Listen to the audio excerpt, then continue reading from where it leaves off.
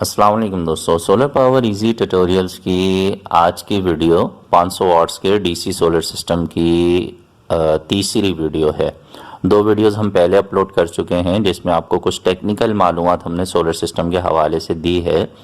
सर्दियों में solar system के हवाले से बहुत सारे लोग गलतफहमी का शिकार रहते हैं कि शायद सर्दियों में सोलर सिस्टम काम नहीं करता है, जबकि ऐसा बिल्कुल नहीं है। दिसंबर के महीने का एंड चल रहा है, 2019 का एक तरह से हम कह सकते हैं कि एंड चल रहा है और सर्दी पूरे पाकिस्तान में बहुत ज़्यादा हो रही है और इसके बावजूद हमने जो सोलर सिस्टम इंस्टॉल किया है इसका जो बेहतरीन रिज़ल्ट है वो भी इंशाल्लाह आपको दिखाएंगे। चूँकि टेक्निकल मालूमात आपसे डिस्कस कर रहे थे, मुख्तलिफ़ चीज़ों के बारे में आपको समझा रहे थे ताकि अगर आप सोलर सिस्टम लगाने जा रहे हैं तो आपको तमाम बारीकियों का अच्छे तरीके से इल्म हो। तो हमने पिछली वीडियोस में डिस्कस किया था सोलर पैनल्स के कनेक्शंस के हवाले से, डीसी ब्रेकर के हवाले से, बैटरीज़ के हवाले से। तो यहाँ पर जो सोलर पैनल्स हमने इंस्टॉल किए हैं ये 170 वाट के 3 सोलर पैनल्स हैं जो कि टोटल 510 वाट्स बनते हैं। तो इसकी जो वायर है वो मैंने ये आपसे पिछली वीडियो में कहा था कि हम सेंटर से जो यानी घर का जो सेंटर है वहाँ पर बैटरी रखेंगे और सोलर पैनल्स की वायर्स जो हैं वो चार्ज कंट्रोलर की मदद से बैटरीज़ में कनेक्ट की जाएंगी। तो ये जो ग्रे कलर का आप पाइप देख रहे हैं इनके ज़रिए सोलर पैनल से जो पॉजिटिव और नेगेटिव वायर नीचे की तरफ आ रहा है जो कि 6 mm का है वो हम घर के सेंटर पॉइंट पर रखेंगे। अच्छा, यहाँ पर एक बहुत ही अहम बात है वो ये है कि डीसी सोलर सिस्टम के अंदर हमारी कोशिश ये होती है कि वायरिंग जो है उसमें फासला कम से कम हो, यानी ज़्यादा तारें दूर दूर तक ना जाएं ताकि बैटरी की जो बैकअप टाइमिंग है उस पर भी फ़र्क ना पड़े। और उसके अलावा तमाम लोड जो है उसकी, जैसे पंखे हैं तो उसकी स्पीड अच्छी हो, एलईडी लाइट्स हैं तो उनकी रोशनी अच्छी हो, डिम ना हो जाए, वो स्पीड पंखों की कम ना हो जाए। फासला ज़्यादा होने से डीसी सिस्टम में अक्सर ये इश्यूज़ रहते हैं। तो घर का जो सेंटर पॉइंट है वो जहाँ पे हम बैटरी रख रहे हैं वो किचन है। और यहाँ पर एक बहुत ही अहम बात है, बहुत सारे लोगों के जहन में ये ख्याल आएगा कि यार बैटरी को किचन में रखना तो बहुत ही नुकसानदेह हो सकता है। तो ये जो घर है यहाँ पर जो ओपन किचन है यहाँ पर खाना नहीं पकाया जाता है।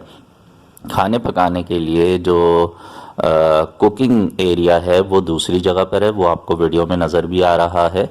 ये अब सिर्फ सर्विंग किचन है, यानी यहाँ पे जो बर्तन वगैरह हैं, जो खाना बनने के बाद के जो मामलात होते हैं, खाना जो सर्व किया जाता है, तो ये जगह उसके लिए अब इस्तेमाल हो रही है।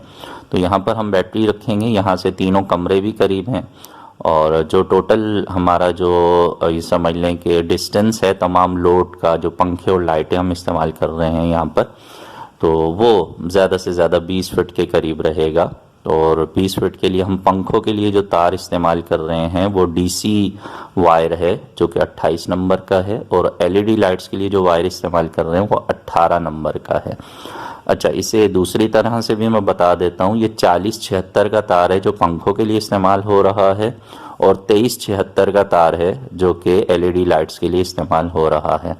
अच्छा, यहाँ पर जो पंखे हैं वो रॉयल कंपनी के एसी-डीसी फ़ैन हैं और ये 4500 रुपये का एक पंखा है। ये डायरेक्ट बैटरी से बग़ैर यूपीएस और इन्वर्टर के भी चल जाता है। ज़ाहिर है डीसी सिस्टम हम लगा रहे हैं तो उसका मकसद ही ये है कि यूपीएस और इन्वर्टर के बगैर हम अपने लोड को चला सकें। तो यहाँ पर 5 पंखे हैं, टोटल 3 कमरों में हैं और 2 कॉमन में हैं और उसके अलावा एलईडी लाइट्स हैं। हर जगह पर जो है वो ज़रूरत के लिहाज से 1 या 2 एलईडी लाइट्स का इस्तेमाल किया गया है।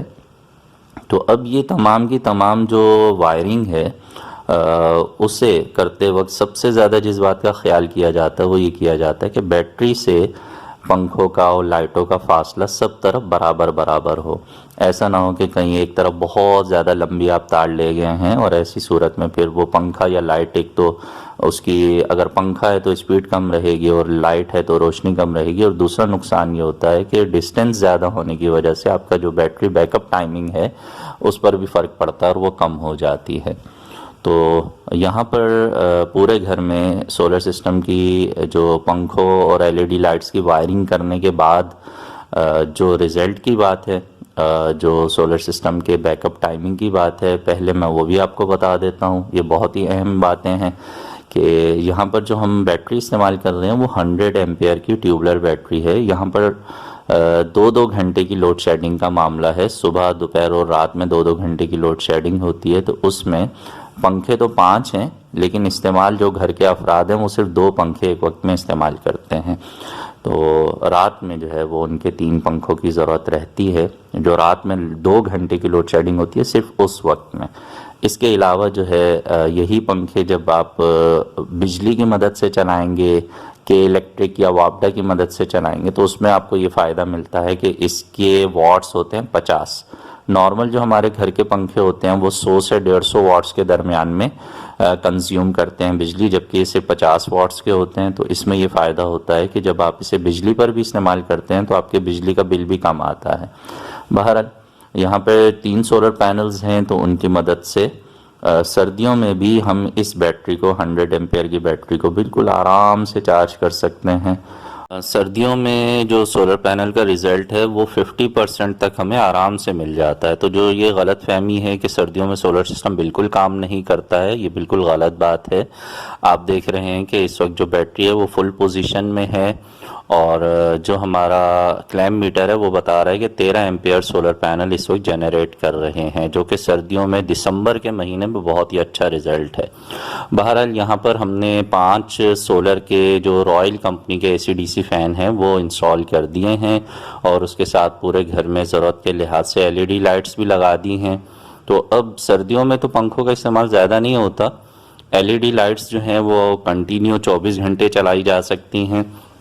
बाज़ लोग जो है वो सर्दियों में भी पंखा चलाने के आदी होते हैं, तो वो भी इस्तेमाल कर सकते हैं। जैसे जैसे सर्दी गर्मी की तरफ बढ़ेगी, यानी गर्मी आती जाएगी, सोलर पैनल का रिज़ल्ट और ज़्यादा बेहतर होता चला जाएगा। यहाँ पर जो 100 एम्पेयर की बैटरी इस्तेमाल की गई है उसकी जगह 200 एम्पेयर की बैटरी भी आराम से चार्ज हो जाएगी। ये जो आपके सोलर के जो पंखे हैं वो भी सारे आराम से चलते रहेंगे।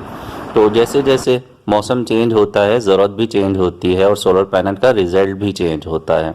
तो 3 सोलर पैनल से हमें जो मैक्सिमम एम्पियर्स मिल सकते हैं वो तकरीबन 24 से लेकर 25 तक के करीब होते हैं। 24-25 एम्पियर्स मिलते हैं, और सर्दियों में इस वक्त 13 एम्पियर्स हमें मिल रहे हैं, जो कि हमारी ज़रूरत को आराम से पूरा कर सकते हैं। तो पूरे घर के लिए पंखे और लाइटों का सिस्टम बना दिया गया है। गर्मियों में सिर्फ ये किया जाएगा कि बैटरी का जो साइज़ है वो बढ़ा दिया जाएगा, बड़े साइज़ की बैटरी यूज़ कर ली जाएगी, या सेम साइज़ की एक और बैटरी लगा दी जाएगी।